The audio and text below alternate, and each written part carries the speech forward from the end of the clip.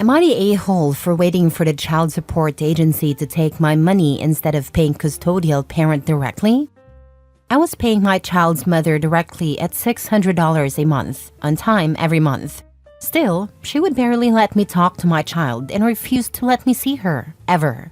It was always a back and forth. She was either too busy or claimed I was disrespecting her. After I would get rightfully frustrated and voiced my concerns, I started dating a woman whose best friend is a lawyer. She educated me on my rights as a father. I was never on a birth certificate because I didn't find out about my child until she was a few months old. I believe another man is on my child's birth certificate. The lawyer friend gave me a step-by-step guide. She advised me to establish paternity, put myself in child support, and get a court order for custody, within reason. Since I was already sending money, I followed her advice. My child's mother fought until the end. She argued that I didn't have enough of a relationship with my child to get 50-50 custody. The judge agreed but also acknowledged that the lack of relationship was her doing. I was granted visitation, holidays, scheduled phone calls, and reunification therapy for parental alienation. She also asked for back pay. I showed proof of the payments I had made to her, on time every month. When the judge asked her about them, she and her legal counsel claimed that they were gifts and not specified as child support. Legally, she was allowed to make that claim. There was nothing the judge could do, but fortunately he only granted her back pay for 1 year. I became the potential a-hole because it took the child support office 4 months to review our case. I started paying my girlfriend's best friend for legal advice, not necessarily representing me, more like consultations, and she advised me not to make any direct payments to my child's mother anymore. She had already shown that she would deny receiving the payments and claim them as gifts. I was informed that there had been an error with the case entry. The office is working to get it fixed, but they aren't sure when the payments will start coming out of my checks.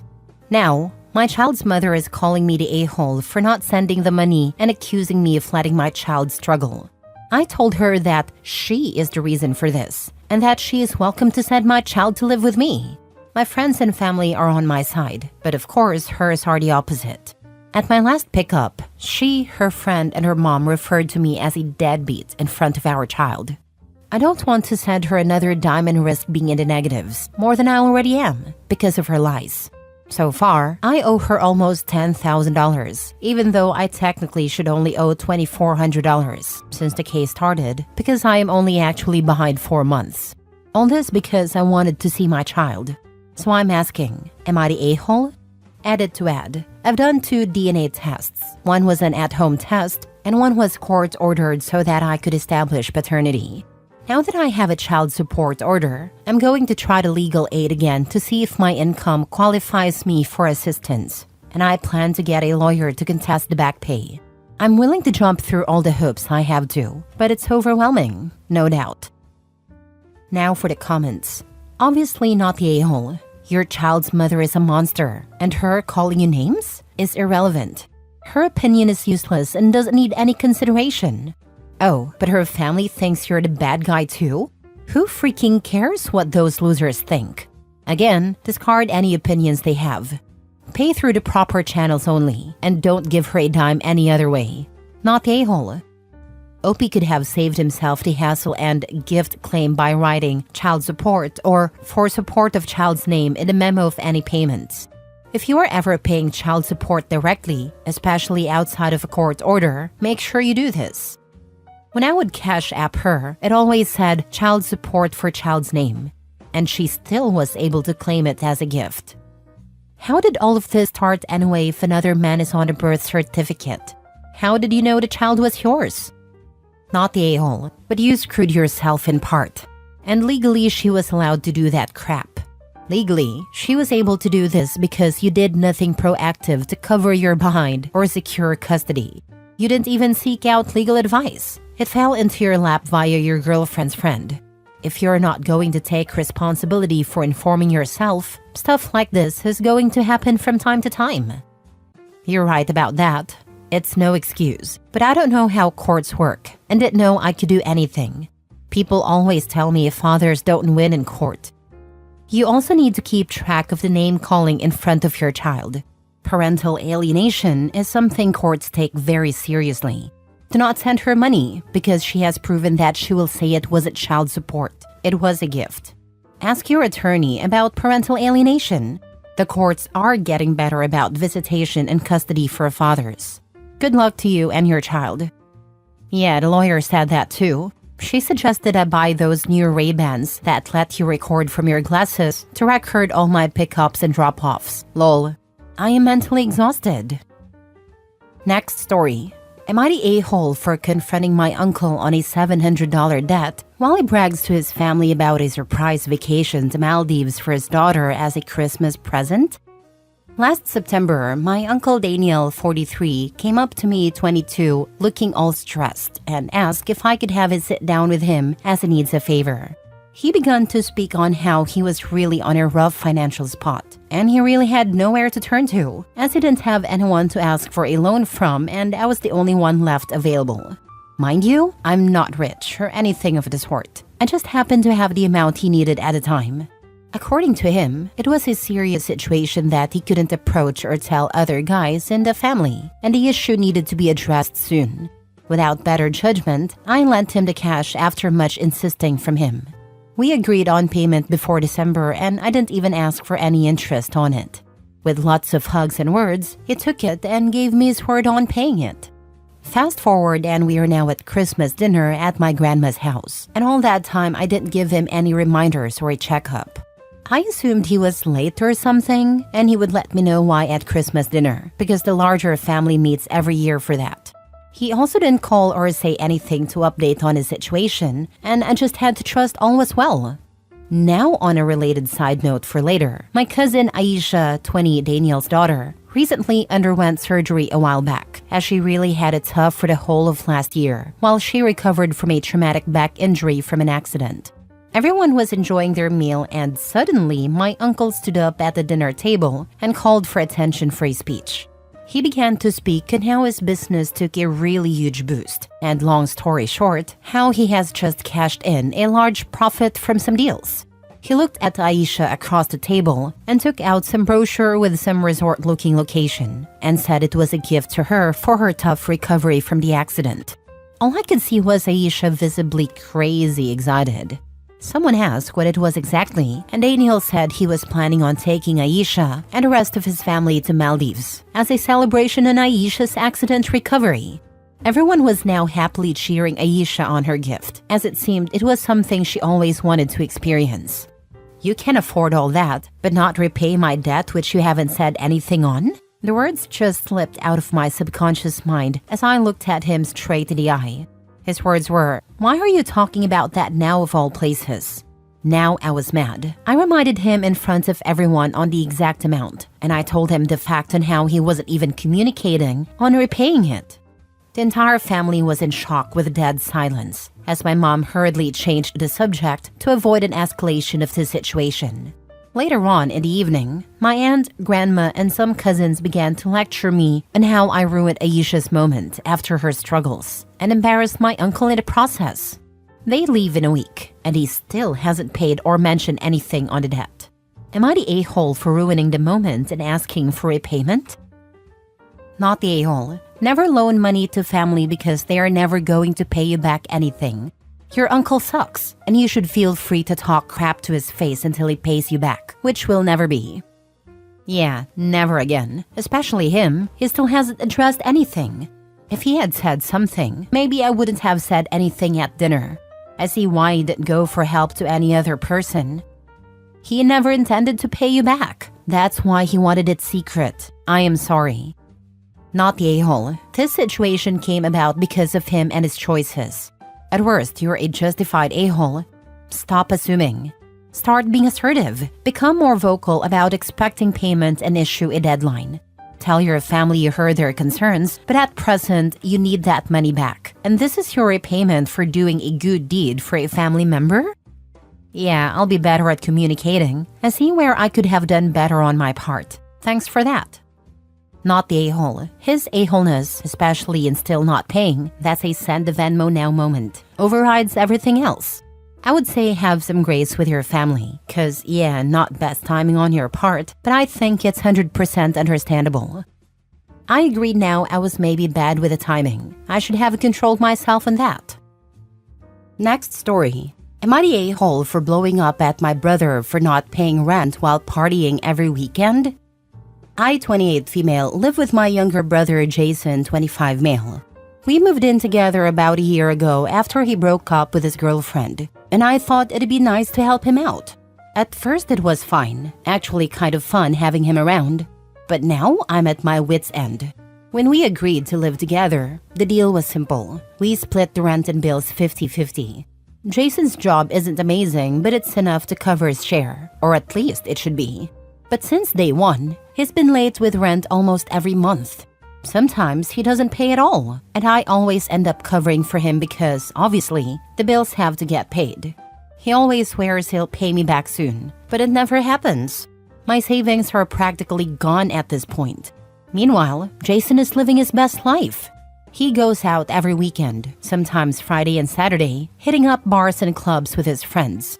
He buys expensive clothes, eats takeout from fancy restaurants, and even recently got himself a new pair of designer sneakers. But when rent is due, he magically doesn't have it. The final straw was this past weekend. After working a 12-hour shift, I'm a nurse, so my job isn't exactly easy. I came home and found Jason getting ready to go out with friends. I asked him about rent, and he brushed me off, saying he'd sort it out soon. When I pressed him, he got annoyed and said I was always on his case, and that I needed to chill. He even had the nerve to tell me, "You make more money than me anyway, so what's the big deal?" That was it for me. I told him I wasn't going to cover for him anymore, and if he didn't pay his share of the rent next month, he'd need to move out. He got defensive, called me heartless, and accused me of not supporting him as family. He stormed out and hasn't spoken to me since, but I know he's been texting our mom, complaining about how unfair I'm being. Mom thinks I should be patient with him because he's still young and figuring things out. But I'm not sure how much more I can take. I love my brother, but I'm so tired of being his safety net, while he refuses to take responsibility for anything. So am I the a-hole for giving my brother an ultimatum? Or am I being too harsh? Now for the top comments. Not the a-hole. You should have given your brother an ultimatum a long time ago. It's disrespectful towards you for him not paying his share of the rent. You did the right thing. You are right. I should have given him an ultimatum a long time ago. He is an a-hole for living his best life and not paying his part of the rent. Not the a-hole. His crying doesn't pay the rent. No words out of his mouth mean anything. Pay the freaking rent or GTFO. That's literally all there is to it. You are right. If he doesn't get it sorted, he needs to move out and point. I won't accept any more excuses from him. Not the a-hole. He's 25, not 18. He pays or he leaves. Grown-ups need to be held accountable. That's the only way they will learn. Your mom can take him in because, you know, family. She will have to take him back if he doesn't pay his rent. There is no way around anymore. I'm fed up with him not paying. Last story. Am I the a-hole for telling my younger siblings being separated from them was the best thing for me?